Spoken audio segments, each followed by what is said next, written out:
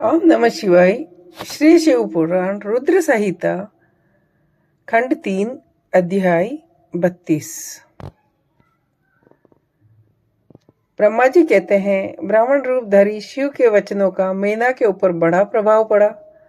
उन्होंने दुखी होकर पति से कहा, गिरिराज, इन ब्राह्मण ने शिव जी की जो निंदा की उसे सुनकर मेरा मन उनकी ओर से बहुत खिन्न और विरक्त हो गया है। रुद्र के रूप, शील और नाम सभी असहनीय है। मैं उन्हें अपनी पुत्री कदापि नहीं दूंगी। यदि आप मेरी बात नहीं मानोगे तो मैं निसंदेह मर जाऊंगी। अभी इस घर को छोड़ दूंगी, परंतु अपनी बेटी को रुद्र के गले नहीं मंडूंगी।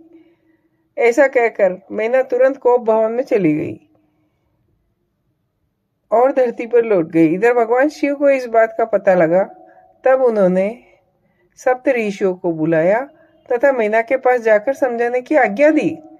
शिव जी का आदेश प्राप्त कर भगवान शिव को नमस्कार कर वे दिव्य ऋषि आकाश मार्ग से उस स्थान को चल दिए जहां हिमवान की नगरी थी। उस दिव्यपुरी को देखकर सप्त ऋषियों को बड़ा विस्मय हुआ। वे हिमाचलपुरी की परस्पर प्रशंसा करते हुए सब ऐश्वर्य से भरे पूरे हिमवान के घर जा पहुंचे। उन तेजस्वी ऋषियों को दूर से आते देख हिमवान को विस्मय हुआ। वे बोले, ये 7 सूर्यतुल्य तेजस्वी मुनि मेरे पास आ रहे हैं। इनकी पूजा करनी चाहिए।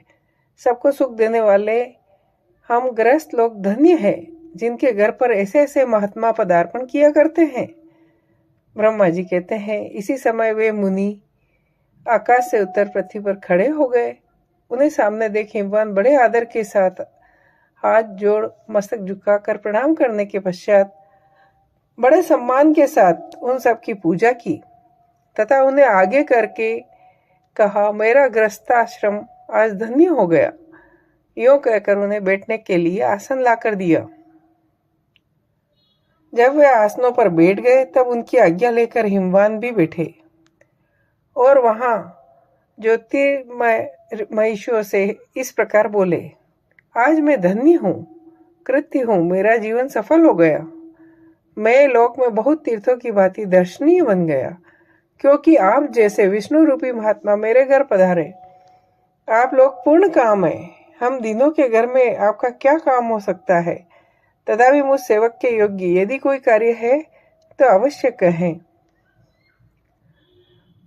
ऋषि बोले, शैलराज, भगवान शिव को जगत का पिता कहा गया है और शिवा जगत माता मानी गई है। अतः तुम्हें महात्मा शंकर को अपनी कन्या देनी चाहिए। हिमालय, ऐसा करके तुम्हारा जन्म सफल हो जाएगा और तुम जगत गुरु के भी गुरु हो जाओगे, इसमें संशय नहीं। मुनीश्वर सप्त ऋषियों का यह वचन सुनकर हिमवान दोनों हाथ जोड़कर उन्हें प्रणाम करके बोले, जय हो।